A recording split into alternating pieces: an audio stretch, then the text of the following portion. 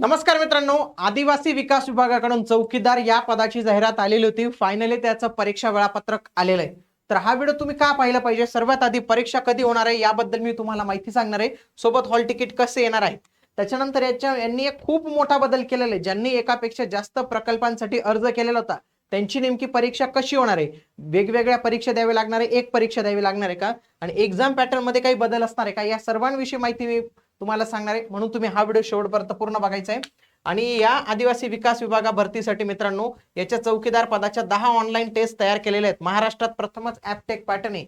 बऱ्याच लोकांना ऍपटेक पॅटर्नच्या प्रश्नपत्रिकाच त्यांच्याजवळ अवेलेबल नाहीत. तर महाराष्ट्रातील एकमेव ऍपटेक पॅटर्न नुसार असलेली ही जी टेस्ट सिरीज आहे तर ती तुम्ही नक्की जॉईन करू शकतात. याच्यामध्ये 10 टेस्ट तुम्हाला उपलब्ध करून दिले जाणार आहे. फुल लेंथ सर्वात छान पद्धतीने टेस्ट सिरीज डेव्हलप केलेले. सोबत ज्यांनी पीवायक्यू बॅच जॉईन केली नसेल तर त्यांनी आजच पीवायक्यू बॅच जॉईन करून टाका. बघा, आदिवासी विकास विभागाकडून बघा हे जे तुम्ही पाहू शकता तर हे वेळापत्रक जे आहे तर ते आलेले.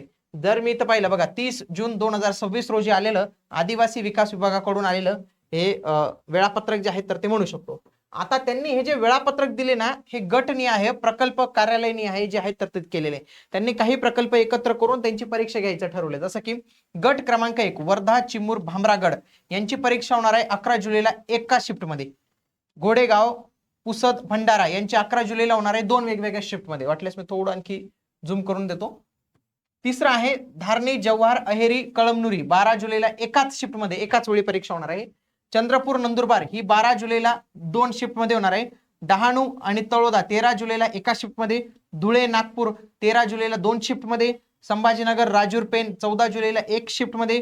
कळवण आणि किनवट 14 जुलैला 2 शिफ्टमध्ये.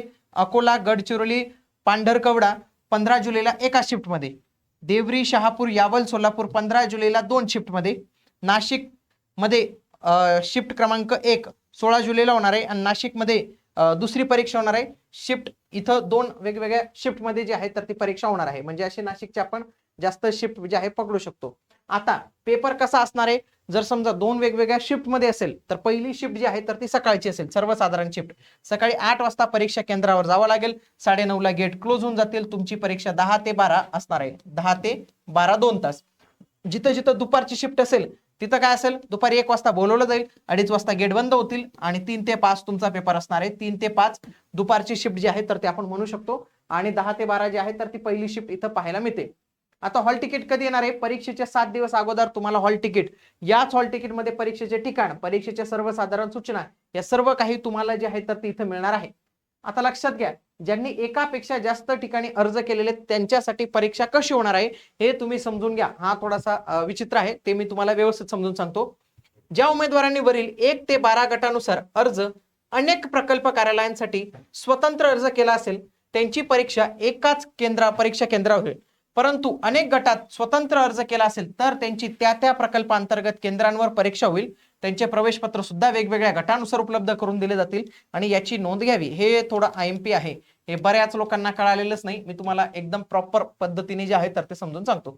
चला, आता त्यांचं काय म्हणणं आहे की तुम्ही ज्या उमेदवारांनी एकाच गटात 1 ते 12 अनेक प्रकल्पांसाठी अर्ज केला असेल की त्यांची परीक्षा एकाच दिवशी होईल. ते कसं होईल मित्रांनो, लक्षात घ्या. फॉर एक्झाम्पल, एखाद्याने अर्ज केलेला आहे वर्धाला आणि भामरागडला. एक अर्ज इथे केलेला, दुसरा अर्ज इथे केलेला त्याने. समजा मी अर्ज या ठिकाणी केलाय तर माझी परीक्षा किती वेळा होईल मित्रांनो? एकच होईल. एकच परीक्षा, एकच परीक्षा, एकच दिवस, एकच हॉल तिकीट.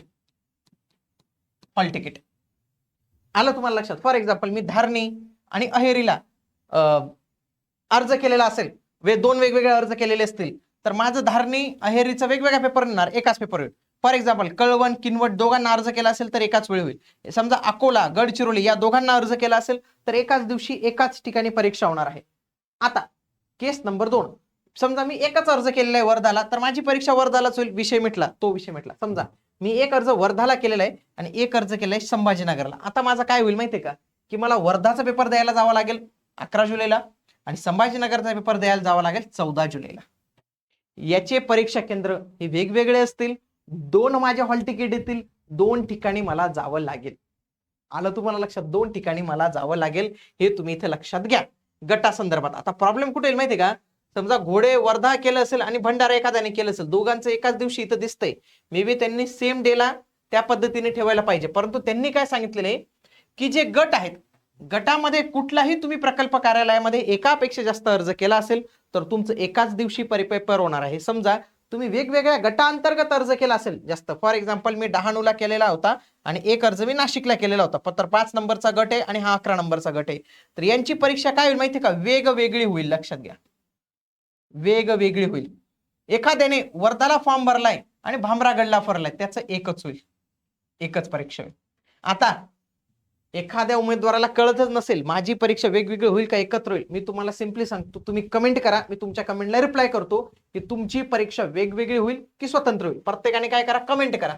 ज्यांनी ज्यांनी फॉर्म भरलाय मला फक्त तुमचं प्रकल्प कार्यालय जे आहे तर ते लिहून पाठवा कमेंटमध्ये. मी पर्सनली तुमच्या सर्व कमेंट्सला रिप्लाय करतो की तुमची परीक्षा कधी होईल, कोणत्या दिवशी होईल आणि तुम्हाला वेगवेगळी परीक्षा द्यावी लागेल की तुम्हाला स्वतंत्र परीक्षा द्यावी लागेल.